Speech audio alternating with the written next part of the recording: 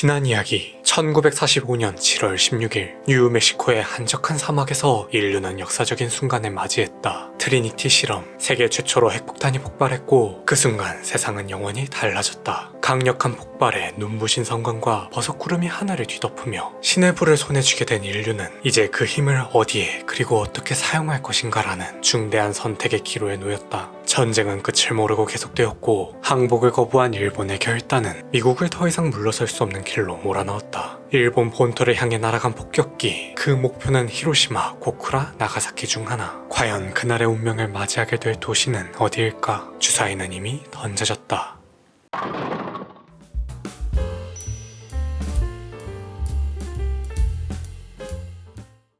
1945년 8월 6일 새벽, 일본 본토 상공을 세 대의 B-29 폭격기가 나란히 떠돌고 있었습니다. 이들의 목표는 단 세 곳, 히로시마, 고쿠라, 그리고 나가사키. 그중 가장 먼저 히로시마 상공에 도착한 건 클로드 이덜리 소령이 탑승한 관측기였어요. 하지만 히로시마는 두터운 구름에 완전히 뒤덮여 도시 전체가 눈에 잘 보이지 않았습니다. 이때 무전기를 통해 짧은 메시지가 흘러나왔어요. 나가사키 상공 맑음. 이대로라면 최종 목적지는 히로시마가 아닌 나가사키가 될 뻔했죠. 원래 이 작전의 핵심은 일본의 항복을 받아내는 것뿐만 아니라 원폭 투하 후 결과를 측정하는 것까지 포함이었으니까요. 그런데 바로 그 순간 마치 장막을 걷어낸 듯 구름이 갈라지기 시작했습니다. 그리고 그 사이로 햇살이 시내를 비추며 히로시마의 윤곽이 선명히 드러났어요. 이에 클로드 소령은 무전을 날립니다. 목표물 식별 가능, 히로시마 투하 제한함. 작전 개시까지 남은 시간은 고작 1시간 남짓. 이때 날씨, 무전, 그리고 단 한 번의 판단으로 그렇게 히로시마는 인류 역사상 최초로 핵폭탄이 떨어지는 도시로 결정되었죠. 만약 구름이 5분만 더 하늘을 가렸더라면, 햇살이 조금만 늦게 시내를 비췄더라면 히로시마는 그 운명에서 벗어날 수 있었을지도 모릅니다. 하지만 운명은 그 이름 그대로 자신의 소명을 따라 사명을 다할 뿐이었죠. 같은 시각 히로시마의 사람들은 여느 때와 다를 것 없는 하루를 준비하고 있었습니다. 오전 7시 15분 한 차례 공습 경보가 울려 모두 방공으로 대피하는 소동이 벌어지기도 했지만 경보는 금세 해제됐죠. 왜일까요? 그동안 일본이 겪어온 공습은 항상 엄청난 규모로 시작됐기 때문입니다. 도쿄, 고베, 나고야 주변 도시들을 불바다로 변할 때마다 수백 대의 폭격기가 하늘을 뒤덮었죠. 하지만 그날 히로시마 상공에 나타난 건 고작 3대뿐이었어요. 미군은 종종 정찰 목적으로 소수의 비행기를 띄우곤 했기에 이번 역시 그런 정찰 비행으로 오인한 채 경보를 해제해버린 겁니다. 덕분에 시민들은 머리 위로 폭격기를 두고도 아무렇지 않게 하루를 시작했죠. 거리에는 인파가 넘쳐났어요. 출근에 서두르는 발걸음, 아이들은 학교를 향했으며 상인들은 가게 문을 열 준비를 하고 있었습니다. 그들은 전쟁의 그림자가 가까운 곳에 있음을 느끼지 못했죠. 히로시마 상공을 비행 중이던 미군 장병도 그 모습을 내려다보며 이렇게 회고했어요. 상공에서 내려다본 히로시마는 여름 햇살이 찬란하게 빛나는 아름다운 아침이었다. 하지만 그 찬란한 풍경을 바로 자신들의 손으로 무참히 부숴버리고 맙니다. 오전 8시 15분 무언가 기체에서 벗어나 떨어지기 시작했죠. 목표는 아이오이 다리. 도심을 흐르는 강 위에 위치한 이 다리는 T자형 구조로 매우 눈에 띄는 목표물이었어요. 그런데 아이오이는 한자로 상생을 의미하며 서로 잘 살아보자는 뜻을 담고 있었습니다. 그러나 뜻과는 정반대로 히로시마의 그 아침은 공존이 아닌 소멸의 길로 향하고 있었죠. 그리고 마침내 지구가 쪼개지는 것 같은 엄청난 폭발음과 함께 눈이 멀 정도의 밝은 성광이 온 세상을 덮어요. 그것은 지구상에서 그 누구도 경험한 적 없고 상상할 수도 없었던 엄청난 폭발이었습니다.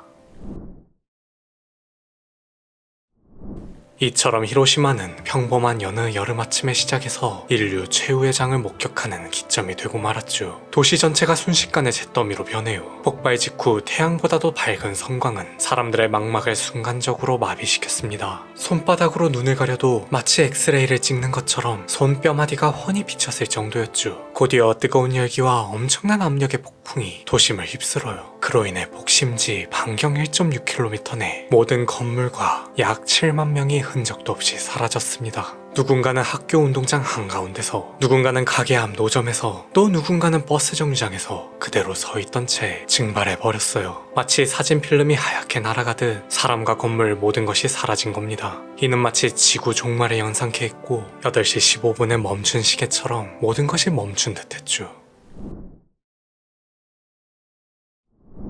하지만 끝은 또 다른 시작이라고도 하죠. 이는 단순한 종말이 아니었습니다. 고통의 서막이었어요. 복심지를 가까스로 빠져나온 사람들도 결코 안전하지 않았습니다. 오히려 가장 참혹했던 건 열폭풍 속에서 살아남은 이들이었어요. 이들은 온몸이 그을리고 피부가 극심한 화상으로 녹아내려 살점이 흘러내릴 정도였죠. 그렇게 엉망이 된 몸을 이끌고 물을 찾아 비틀거리며 거리를 떠돌기 시작했습니다. 하나 둘 강물로 뛰어들었고 물 위를 쓰레기처럼 떠다녔어요. 이 비극적인 광경은 일본 사람들 사이에서 유령의 손이라 불렸죠. 그러나 이것은 끝이 아니었습니다. 곧이어 타오르는 도시 위로 갑자기 굵은 빗방울이 쏟아졌어요. 하지만 이 또한 평범한 비는 아니었죠. 빗물은 끈적거리고 시커멓게 변해 있었습니다. 원자 폭탄이 터질 때 발생한 먼지와 잔해, 방사성 물질이 하늘로 솟구쳐 차가운 공기와 만나 응축돼 검은 비가 된 거죠. 검은 비를 맞은 이들은 목이 타는 갈증을 견디지 못해 그 물을 삼켰습니다. 불과 몇 시간 뒤 그들의 몸은 끔찍한 이상 신호를 보내기 시작했어요. 설사와 구토가 멎지 않았고 하루 만에 온몸에 붉은 반점이 번졌으며 머리카락이 숭숭 빠져나갔죠. 그때는 방사성이 뭔지도 몰랐기에 누구도 자신에게 왜 이런 일이 일어나는지 알지 못했습니다. 한마디로 아비규환 지옥이 펼쳐진 거예요.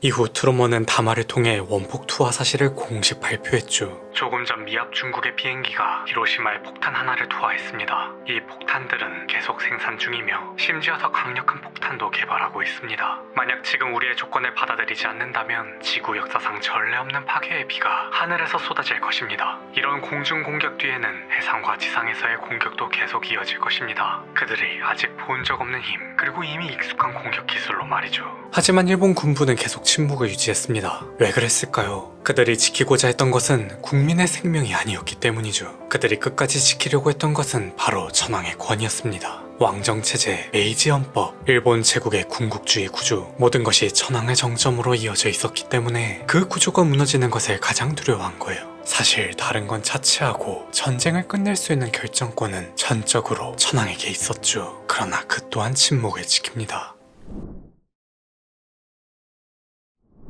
오히려 이들은 언론을 검열하고 사건을 은폐하기 바빴는데요. 혹여 원폭 소식이 국민들 귀에 들어갈까 두려워 히로시마에 도움의 손길조차 보내지 않았죠. 도대체 왜 이렇게까지 했던 걸까요? 그들에게는 여전히 믿을 구석이 있었기 때문입니다. 첫 번째 믿음은 바로 관동군이었죠. 일본은 만주국에 주둔 중인 60만 명 규모의 정예부대 관동군을 전쟁의 마지막 카드로 여겼어요. 두 번째 믿음은 소련과의 중립조약입니다. 1941년에 체결된 이 조약으로 인해 일본은 소련이 끝까지 중립을 지켜줄 것이라 믿고 있었죠. 그래서 히로시마에 원자폭탄이 떨어진 뒤에도 일본은 소련을 통해 유리한 조건에 조건부 항복을 이끌어낼 수 있으리라 예상했어요. 실제로 일본은 8월 8일 모스크바에서 소련과의 비밀 외교 접촉을 시도합니다. 이때 끝까지 중립을 유지해달라고 협의를 진행했죠. 바로 이 협상 결과를 기다리느라 일본은 히로시마 참사 이후에도 아무런 반응을 보이지 않은 거예요. 그러나 이것은 치명적인 오판이었습니다. 1945년 8월 9일 자정을 기점으로 소련은 일본에게 선전포고를 하고 만주에 주둔한 관동군을 전면 공격하기 시작했죠. 일본이 끝까지 기대고 있던 60만 대군은 소련군의 압도적인 기와 전력 앞에 순식간에 무너져 내렸습니다. 그리고 같은 날 오전 11시 2분 두 번째 원자폭탄이 나가사키에 떨어져요.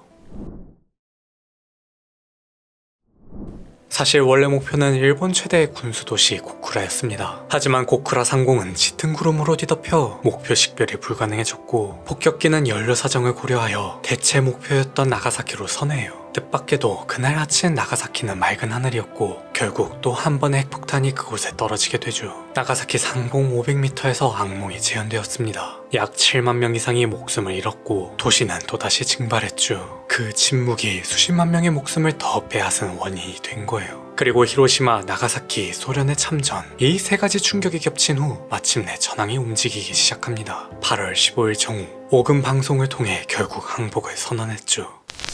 深刻世界の体制と帝国の現状とに鑑み非常の措置をもって自局を収集せんと欲しここに終了なる汝親民に次ぐ陳は帝国政府をして米英四蘇四国に対しその共同宣言を受諾する旨通告せしめたりそもそも帝国市民の公寧を図り万邦共栄の楽しみを共にするは構想の違反にして陳の権限を飾るところ先に米英二国に宣戦せるゆえんもまた実に帝国の自尊と東亜の安定とを主揮するにいで他国の主権を廃し平等を犯すがごときは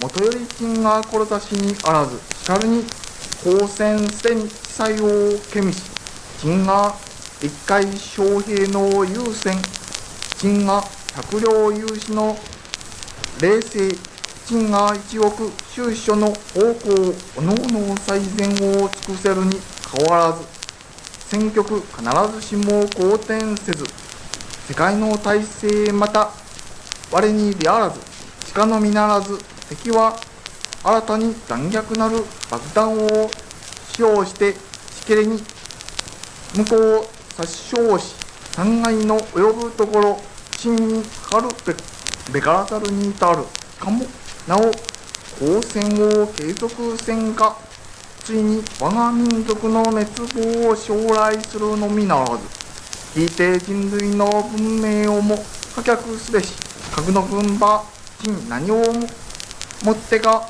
屋上の石種を欲し構想の神霊に車線やこれ陳が帝国政府をして共同宣言に大勢占めるに至れるゆえんなり陳は帝国とともに終始東亜の解放に協力せる諸名法に対し遺憾の要表せざるを得ず帝国親民にして先人に死し祝域に順次悲鳴に倒れたる者及びその貴族に思いをいたせば来ないために咲くかつ戦勝を追い災禍を被り家業を失いたる者後世に至りては陳の深く信念するところなり無に今後帝国の置くべき苦難はもとより尋常にあらず汝市民の中将も陳よくこれを知るしかれとも陳は自運の文句ところ耐え難きを耐え忍び難きを忍びもって万世のために太平を開かんと欲す陳はここに国体を誇示し得て重量なる汝市民の適正に信し常に汝市民と共にありもしそれ上納撃するところ乱れに時短を刺激しあるいは同胞敗壊互いに自玉を乱りために大道を誤り真偽を世界に失うがごときは陳最もこれを戒むよろしく挙国一家子孫相対固く信州の不滅を信じ任重くして道東京を思い総力を将来の建設に傾け道義を厚くし思想を固くし誓って国体の成果を発揚し世界の信に遅れざらんことを期すべし汝市民それよく진가요大せよ 그러나 그는 조서를 낭독하면서도 끝끝내 자신의 책임을 인정하지 않았어요. 히로시마는 경고였고 나가사키는 확인이었습니다. 그럼에도 그는 마치 자신에게 아무런 잘못이 없는 것 마냥 그 모든 비극의 책임을 미국과 군부에게 떠넘긴 것이죠. 스스로 종말의 버튼을 눌러놓고도 그것을 막을 수 있었음에도 자신과 함께 침묵했던 자, 판단에 늦춘 자, 그리고 국민보다 체제를 우선시한 자 등에게 전가하며 군부의 희생양 코스프레를 자처한 거예요. 하지만 그 책임도 돌고 돌아 결국 아무 잘못도 없는 사람들에게 돌아갔습니다. 그리고 그 희생자들 중에는 강제로 동원돼 원폭의 불길에 휘말린 조선인들, 바로 우리의 선조들도 있었죠. 다음 이야기, 히로시마 원폭 피해자 하면 대부분 일본인들이 떠오른다. 하지만 그날 그곳에 있었던 조선인들의 이야기를 들어본 적 있는가? 원폭이 떨어진 히로시마에서 강제징용된 조선인들은 왜 그곳에 있었을까? 그들이 겪은 차별과 피해는 어떻게 다뤄졌을까? 해방 후에도 여전히 잊혀진 조선인 피폭 피해자들의 이야기부터 1972년 일본 최고 재판소에서 일본에서 일어난 손진도 수첩 사건에 숨겨진 진실까지 4편 제2의 피해자 강제 동원되었던 조선인들, 조선인 피해자들의 아픔과 그들의 투쟁, 그리고 일본 정부의 방관 속에서 그들이 싸워온 이야기가 5월 9일 저녁 6시에 공개됩니다. 멤버십에 가입하시면 그보다 먼저 시청하실 수 있습니다.